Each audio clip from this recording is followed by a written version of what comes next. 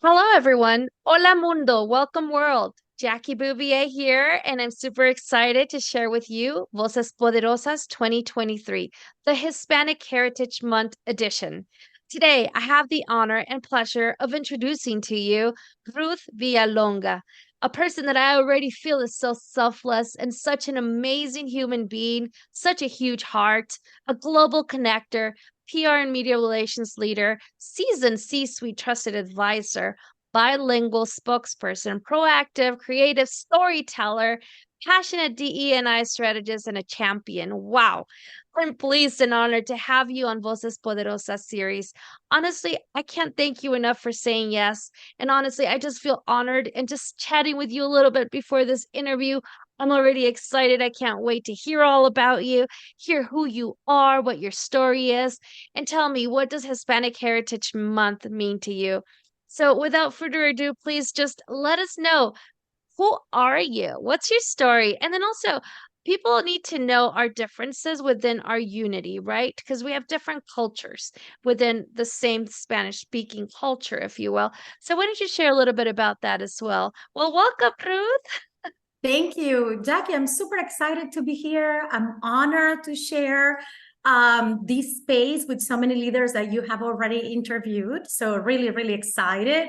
Um, the question is actually a loaded question. Who am I, right? First and foremost, I mean, as you said, I'm Ruth Villalonga, but I do have a personal story.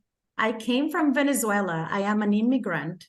20 years ago, came to the States, fleeing the Chavez regime after being a journalist back home and really seeing firsthand the severity of the dictatorship that was taking the country by a storm. So I came to the US and was able to rebuild my life little by little over the last 20 years.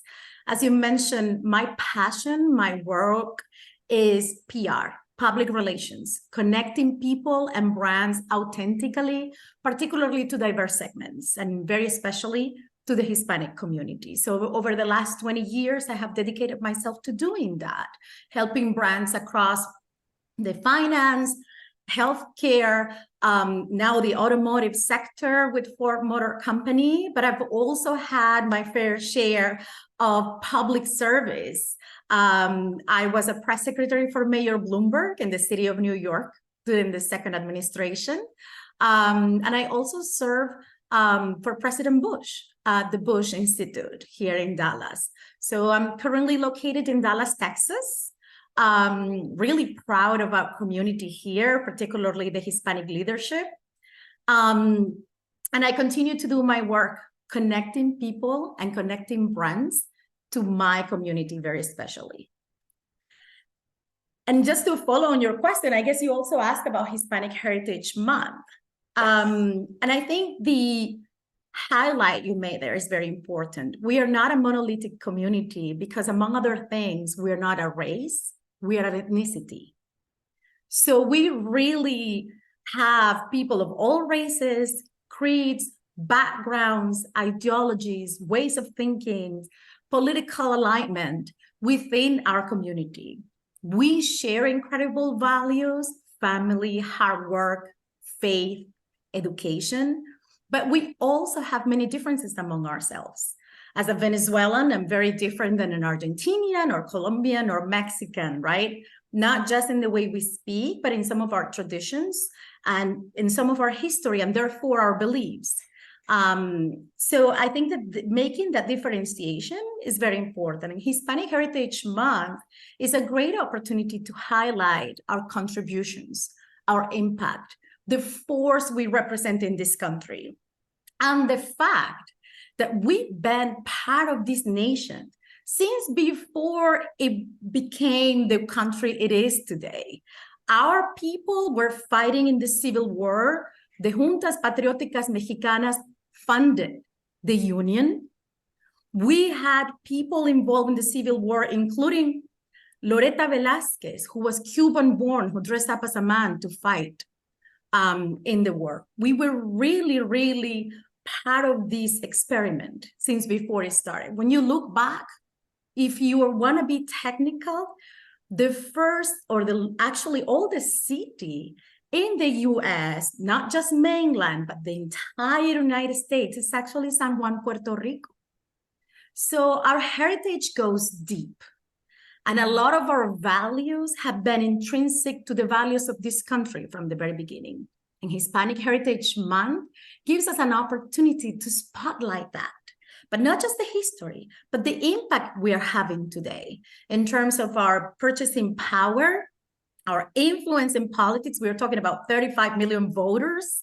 We are talking about a 3.2 trillion GDP. We're talking about 70% of the workforce growth in the next 10 years is Hispanic. So any brand, any institution, any community that wants to succeed and wants to be sustainable has to be looking at our community, at our people. And this is what Hispanic Heritage Month is about, to remind everybody of that. Wow. If I wasn't already starstruck, I feel like, wow. You are phenomenal. Wow. What you've achieved in the years that you've been here, since you mentioned, and what you've done, where you're seated at the table, where you're representing us, who you are, the leader that you are, and then what you're forming, right?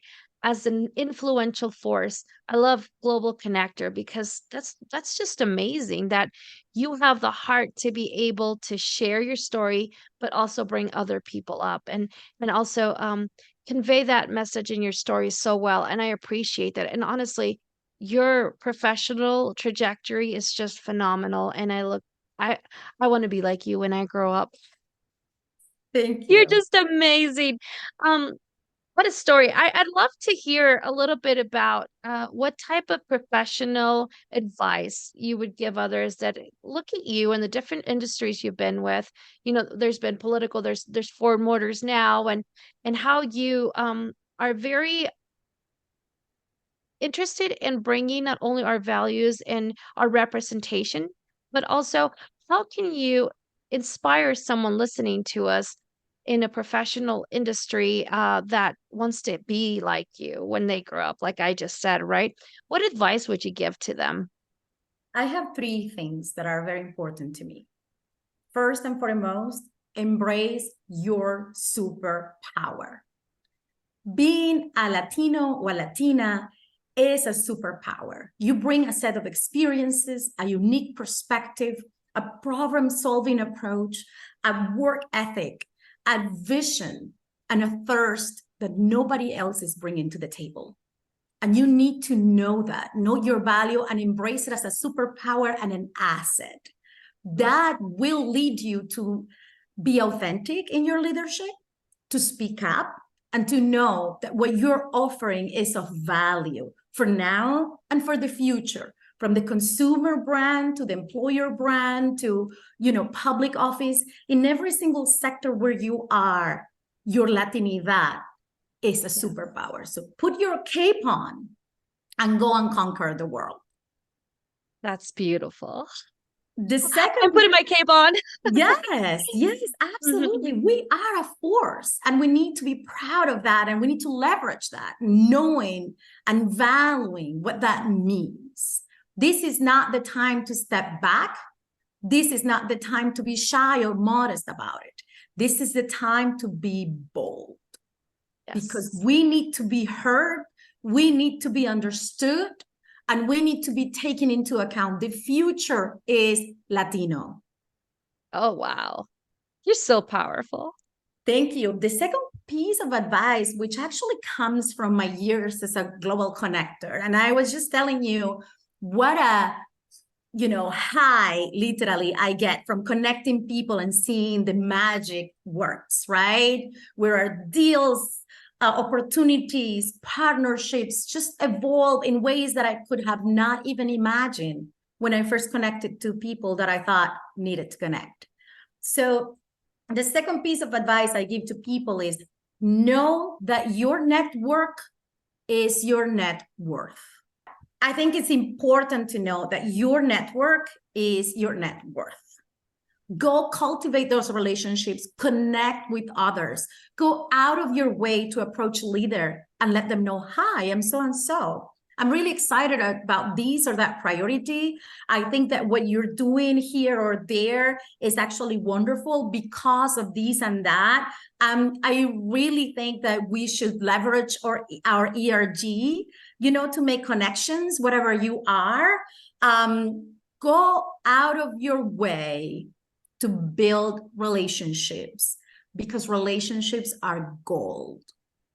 It's a currency in the business world, and you need to know and leverage that. The more relationships you have, the greater your opportunities, the greater the ability to get recommendations, referrals, and opportunities from others that think of you.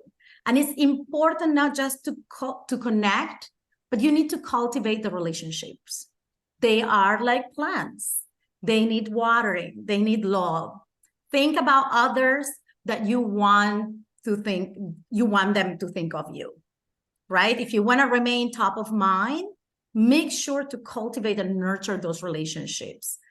And relationship building is about giving. It's about providing. It's about not asking. It's about offering, right? And that leads me to my third point. I believe that anyone and everyone who gets involved in the community and honestly, sincerely, and authentically gives back is always going to be able to advance in whatever they do. Because giving back does many things for you. From the personal point of view, it's fulfilling. It really fills you up with energy, with positive thinking, with gratefulness. And a grateful heart is the key to success, I always tell my children. So giving back to the community is an important thing to do for you, for your mental health, and for your own person, for your own satisfaction. But it's also a great opportunity to connect with your community, with your roots, with your values, and with other people who share those. And those are great opportunities to build, again, relationships that are going to catapult you eventually to wherever you want to go. So to me, those are the three pieces of advice that I really would share. Embrace your superpower, cultivate your network, and give back. Wow. Wow. I can't wait for everyone to hear you. Wow. This is powerful. You're a superwoman. You're just amazing. Wow. I cannot express how right now I'm like, oh yeah, I'm recording. I was so into what you were saying. I'm like, yes, yes. Superpower, net worth is network, the currency of the real. It's just amazing.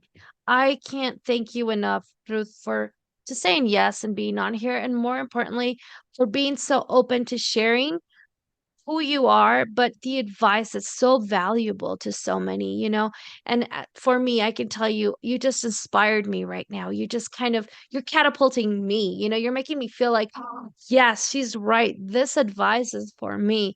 And I'm sure that so many out there are going to feel the same way. It's so important to be able to hear people that have gone through the journey that you've gone through at the professional level as well, and to just get to learn from you, right? And get to hear you speak. And I appreciate it so much, Ruth. I just want to say thank you. Thank you for being on Voces Poderosas. And if you have, I today I'm like, give me your motto. So do you have a motto you live by or something you want to say goodbye with? There are a couple, but I think that I love it. I think the most appropriate is leadership is kindness. And I strongly believe that the elevated stage of leadership is kindness. So as long as we can all aspire to that, we will be leading a successful, happy, healthy world. Wow. That's really good. That's very good. Thank you so much. Thank you so much for being on Voces Poderosas. I'm excited to where this is going to go, and I'm just happy to have you on here. Thank you. And awesome. I can't wait. Have a Thank you wonderful so much. I'm really excited to have been here. I'm very grateful for the opportunity. Thank you. Thanks.